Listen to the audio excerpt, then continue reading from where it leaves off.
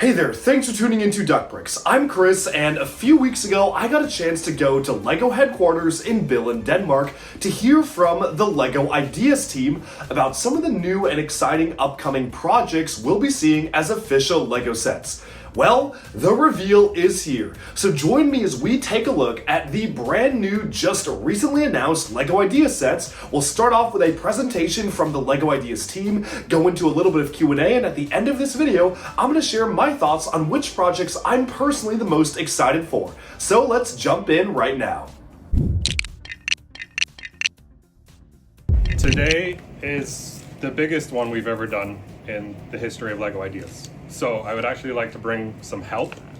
If someone could maybe bring in the design team. Say it's not the 146. No, that's coming. The first ones of 25. Yeah. 2025 best one. But I thought I'd invite the design team here to help me announce everything.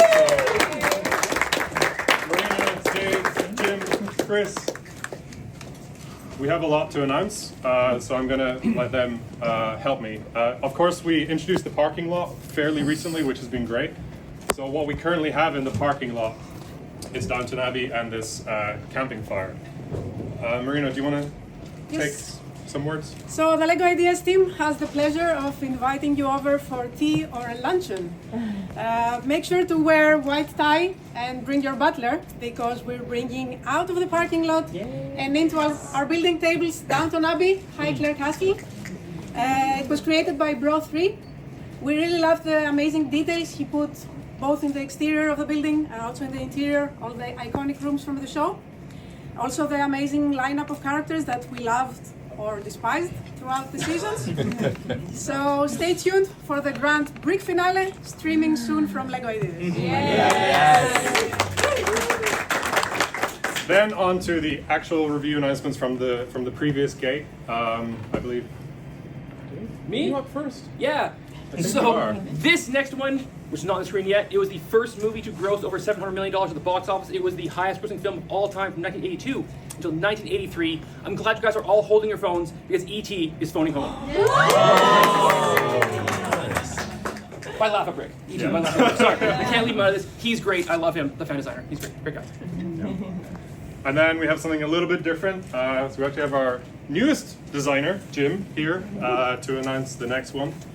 So the next set making it through the review from Dia de los Muertos is La Catrina.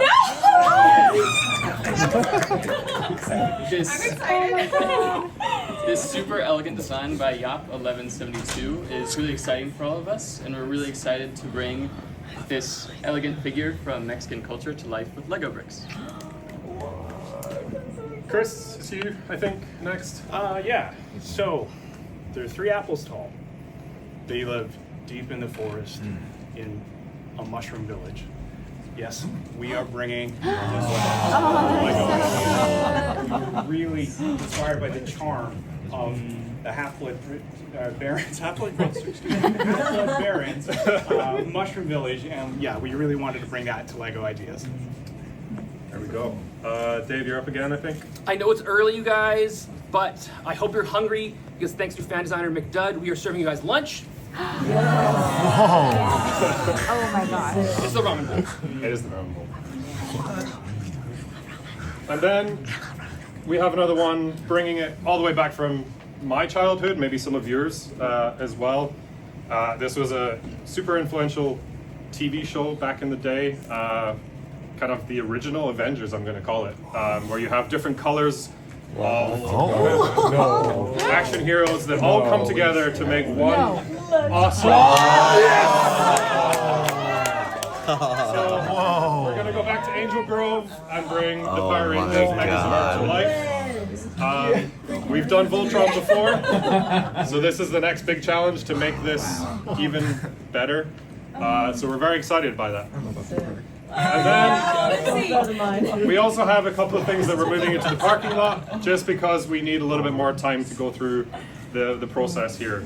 So the first one is the Daft Punk concert by Robert Rock. So this is going to be moving into the parking lot so we can have a little bit more time to evaluate it. Then we also have the Golden Girls by Martin Studios going into the parking lot. And finally, The Old Man in the Sea by Iron Hat. This is a super beautiful way of kind of expressing novels and very famous iconic stories. So still more to come though, of course. You know, this was just the review announcements. The biggest one ever so far. Who knows? Wow. But we also have 2 product announcements that we would also like to kind of show you physically. The first one, I'm going to ask Chris to go and grab it, possibly. Or do we have Q&A first? I can't remember. I think we should leave the excitement to the end. Okay, well, suspense. Come, yeah. Is it Q&A? Yeah, Q&A now. There we go. So many questions. For a long time, we felt like Lego couldn't do products that look like food. What's changed? Yes. So that has been the case, but we feel like the adults portfolio has grown so much, and we see food as a huge passion point that we can really tap into. There's ways that we have to go about this though, to be safe, because even though it's for 18 plus, you cannot guarantee that some kid might not pick this up and see it as actual food. So we've been taking a lot of steps to kind of create new guidelines for how we can build food. So the submission is a great starting point, but we need to develop it further. But it's an awesome new territory for us to explore. Okay. Hi, I'm Cameron. I was just going to ask, with all of the growing number of projects reaching 10,000 supporters, is there plans to expand the amount accepted each round? That's more of a question for Monica. So I think you'll see that the amount of projects or product ideas that we accept has grown already. So there is a pretty big amount of products launching from Lego Ideas now versus when I started 7 years ago. That is a little bit of a different amount.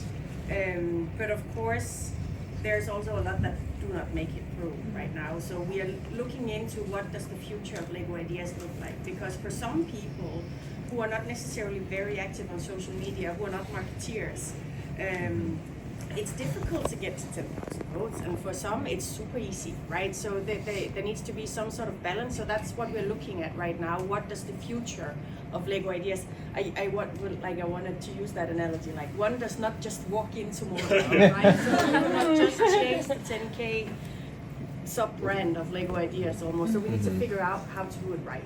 Yeah. Just 2? When's Power Rangers coming out? Well, funny you should mention. No, I'm kidding. We need time to develop it, as I'm sure you're aware. Yeah. It's going to be a very complicated model to build. Take your time, but. When do those review announcements go public? When can we share? I think it's slated right now, end of October, but we would want the team to get back to you with the actual embargo date. Thank you. I have a question with La Catrina. Yes. Because I know that model is actually, because of all how he managed to do that sculpture, it's really big. Very big. So yes. How do you manage how much can you scale it down and still get the same level of detail that the fine designer did? That's part of the development process, and so that's what we've been working with. How much can we scale it down to make it a much more displayable piece, because Miguel's one is enormous. It's almost a meter tall, which isn't really ideal for displaying in a lot of people's homes.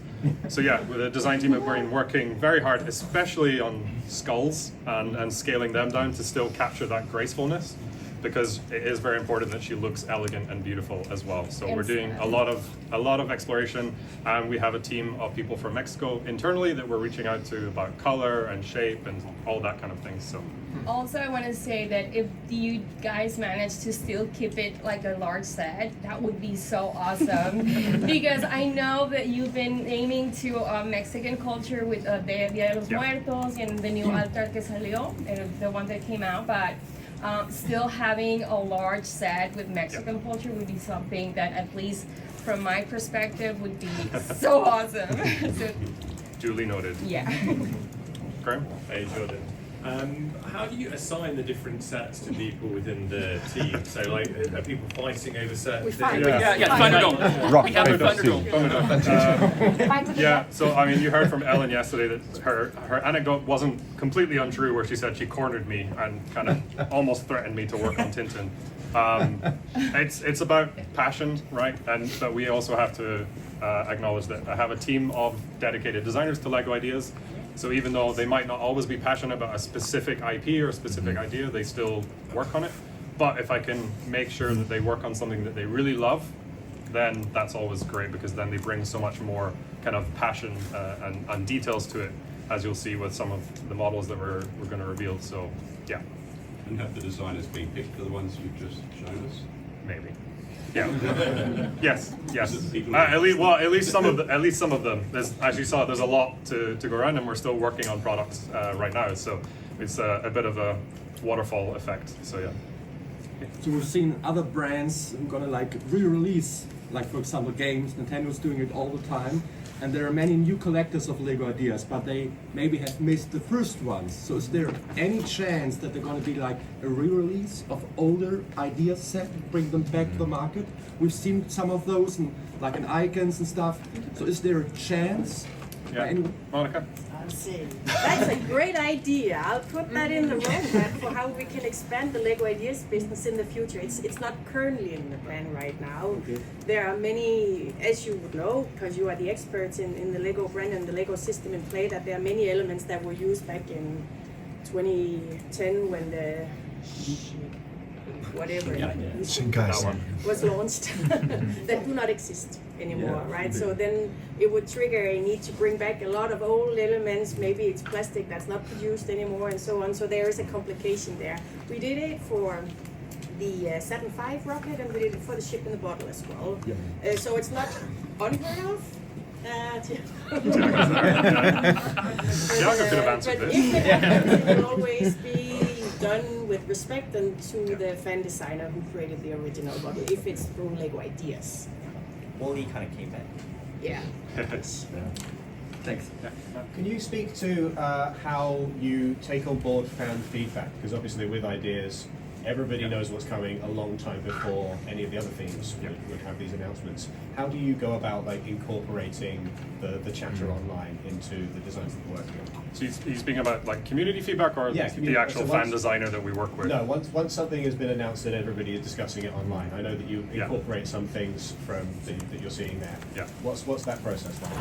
Yeah, I mean, we obviously look at comments online and seeing how people react, because we're going by the 10,000 people that voted on that particular idea submission. But then there's always comments like, oh, I wish they would do this, I wish they would do this. And we saw that with Tintin. A lot of people were like, I wish they would include minifigures.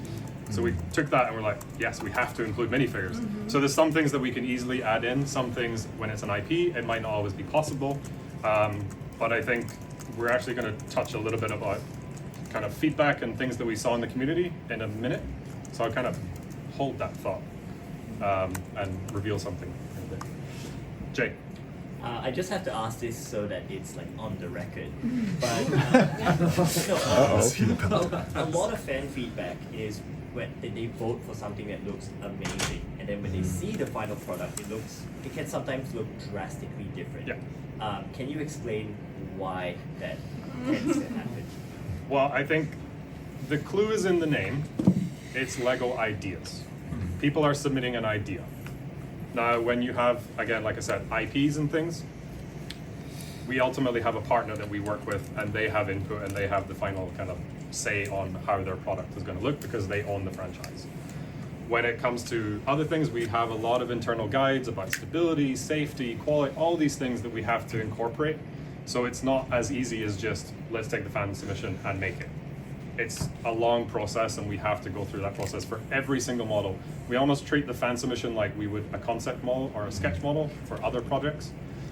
So that's kind of the reason for it. Sometimes we get amazing submissions and we don't have to change a lot, or we just have to we get their studio files sometimes and we look into them and how they've built things, but maybe parts aren't available anymore. You know, we constantly cycle through the portfolio of elements. So as Monica said, we might not always have those pieces available, because in studio you can use whatever. You can also change the color to whatever you want. So that's where we have to kind of put the design lens on it. I think it's fair to say that we look at these submissions and see if there's something that the community and the people voted for that really mention as this is awesome. Of course, that's something to keep. Yeah. So that we respect what people voted for still. Right. Thanks.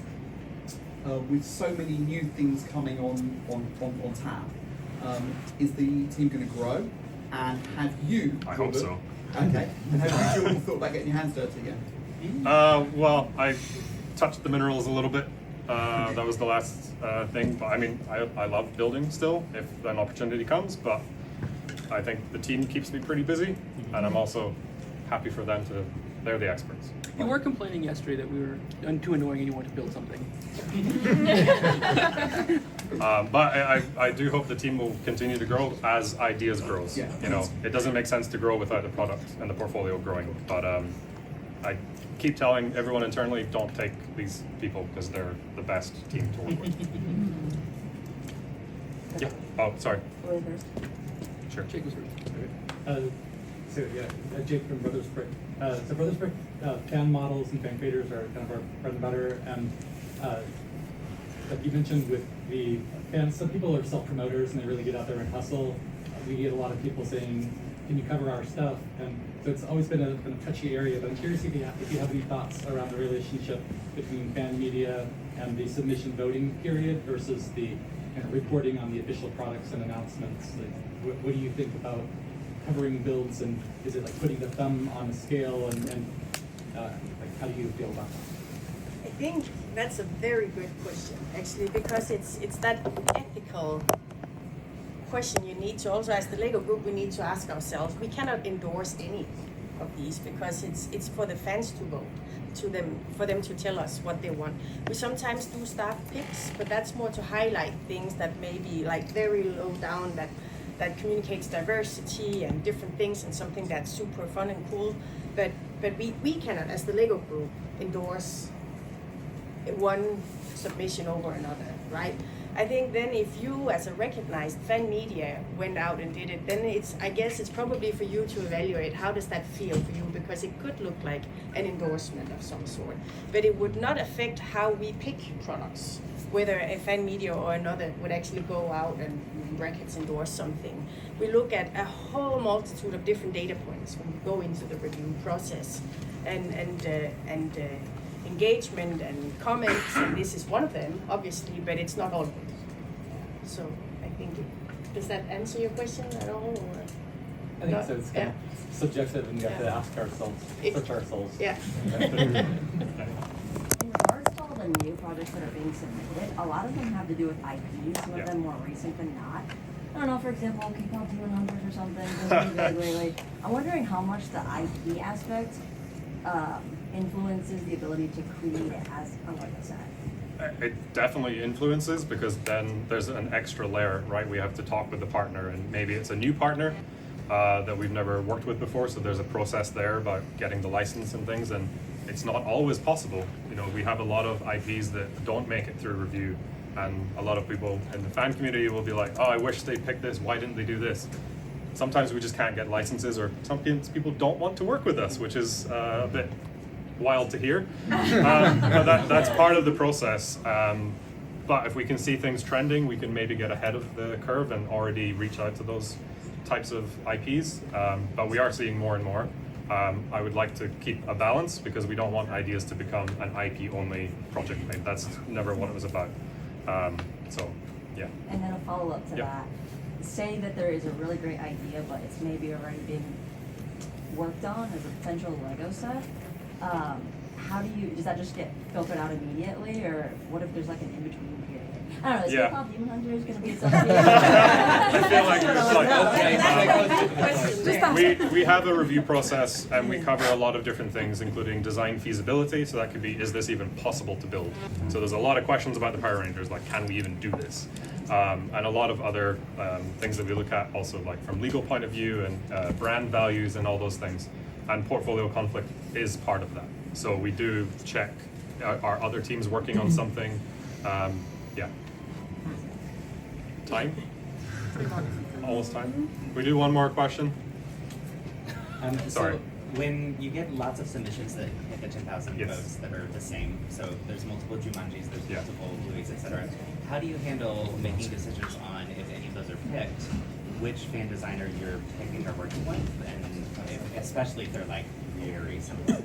Yeah, and that's, we usually see that with IPs, right? Because Yeah. that's the challenge. Everyone's submitting the same IP. Yeah. So we have to look at, you know, a lot of them are maybe in different scales or using maybe way more minifigures than we could probably put in a set. So we kind of evaluate it as we would with any other submission, and try and find the best possible ideas submission that we could then take to be a product. But it is a challenge for sure. I think also we've been in situations before where they are basically almost identical. Yeah. And if it's in the same review, we've actually had more dialogues about should we just split it and say they both get picked, and then we kind of do like a dual type of agreement. We haven't done it yet. Could come. So that sums up the latest LEGO Ideas review announcement. Now, this was a very competitive batch, as they always are, and I have a lot of thoughts on LEGO Ideas and the way that they currently run things, which is basically the same as they've always ran it, and the amount of projects that get through to the 10,000 supporters, only for a few of them to actually be made into LEGO sets. Personally, I think that they should just make more LEGO Ideas sets. There's clearly a very high demand for them, and if LEGO has the bandwidth to make more sets, I would love to see that. But as it is right now, this is a very exciting announcement. So I'm just going to go one by one and actually go through all of the different review announcements that were made during this time. So starting off with Downton Abbey, while I haven't seen the show myself, I know there is a massive fan base for it, and I'm certain that this is going to be a super, super popular set when it actually comes out, because obviously not only is it a really popular show, it's concluding with a big movie, so it's kind of a major event right around the timing of when the set will come out, which is obviously very intentional in the reason as to why this was accepted now, but it also just makes for a really cool build of a LEGO set. I don't think you need to be a fan of the show to appreciate the British architecture and to be able to get something out of the build, so I'm sure this is going to be a hit amongst both fans of Downton Abbey, but also just fans of LEGO buildings and architecture, so I'm quite excited for that. But moving on from that one, we also, of course, have a buildable ET. This one feels very inevitable for LEGO to cover, and I'm not surprised in the slightest that they're doing this. Of course, we did get our taste of LEGO ET all the way back for LEGO Dimensions, and given that we've already gotten a minifigure of the character, I'm pretty happy with this. If we had never gotten a minifigure before, I definitely would feel like it would have been better to get maybe a minifigure base set with the main characters from the movie, maybe a scene from some of the films like the iconic bike ride over the moon and the ET minifigure, but since we already got ET as a minifig, I'm pretty okay with now getting a larger brick-built ET, which is, again, something that is right up LEGO's alley. Going on from that, La Catrina is actually one of my most anticipated ones because LEGO hasn't really delved into this subject matter before. Outside of maybe a couple of smaller Day of the Dead sets, this is something pretty unique and new, and I'm sure this is going to be absolutely beautiful. I think the original fan submission is absolutely stunning. It makes for an incredible mock, and I'm sure that LEGO designers are going to totally cook on this one. So personally, I'm very excited for this build. I think it's going to be a really, really interesting build to get done, and I cannot wait to see what they actually were able to do with the build there, and I'm really curious what it's going to look like as an official LEGO set, because it's not the easiest subject matter to do. Going on from that, it is pretty shocking that we've never got LEGO Smurfs until now. It makes total sense that the first time we're getting it is as it should be. We're getting minifigures, we're getting a village. I think, again, similar to the ET, if like they had started this with a large buildable Papa Smurf or something like that, I think I'd be a lot less happy than I am now that we're actually getting minifigures. The question is, will they get molded heads to have the distinctive noses? I feel like that will be an IP partner decision, but I'm very curious to see how they actually manage to depict the characters.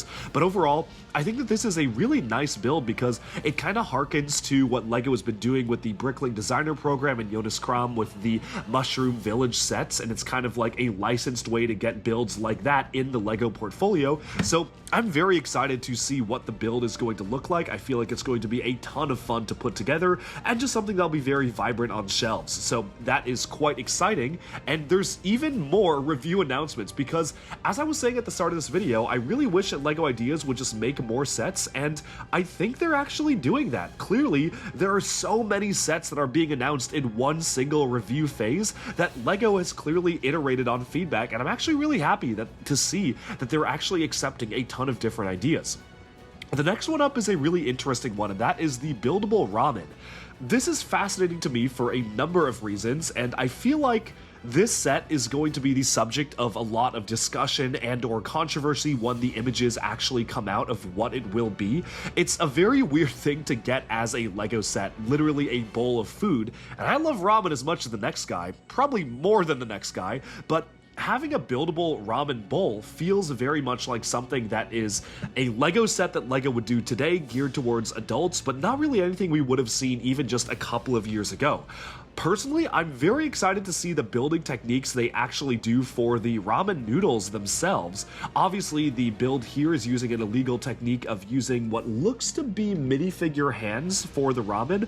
Obviously, LEGO is not going to do that, so I'm very curious to see what they actually managed to figure out there for the technique. That will be very, very strange, and again, as they mentioned in the Q&A, this is actually the first time that we are getting a 2-scale replica of LEGO food. We've gotten some brick-built food items in the past, and some larger than others, but never a full set just based off of food that is generally widely available, and 1-to-1 scale with humans as well, so I'm very curious to see how they pull this one off. I think that the price is going to be a big question mark here. I'm really curious how much this is going to cost, and I'm sure there's going to be a lot of people saying, what is the point of this LEGO set? But honestly, I think it's kind of cool. I would love to see like a whole lineup of brick-built LEGO food if this does well. Will it do well? I really don't know, but I think it's cool. I certainly will be picking it up, which is pretty exciting, and I'm very, very curious. I think out of all the sets, that's the one I'm most curious to see what the final product will look like. You can kind of picture a lot of the other ones, but that one is super out there. And then finally, we have what is probably the most exciting set to me as a fan of LEGO buildable action figures, mechs, construction, all of that, and that is of course the Power Rangers LEGO set. Now, I have never actually seen Power Rangers. It just wasn't really my thing growing up as a kid, but obviously there is a huge cult following for Power Rangers. I know that so many people are big, big fans of the franchise, and obviously the build is probably going to absolutely slap. LEGO has been absolutely killing it lately with large-scale LEGO mechs. The LEGO Fortnite Cuddle Team Leader felt like the perfect experiment for LEGO doing a mech on the scale that we've never seen before. And I feel like this will probably be along that same scale. They'll definitely use that brand new joint piece they introduced this year for the actual arm and leg attachments. I am certain of it, and I am very excited to see LEGO actually be able to make a gigantic mech like this that also can kind of be built into different components that transform. So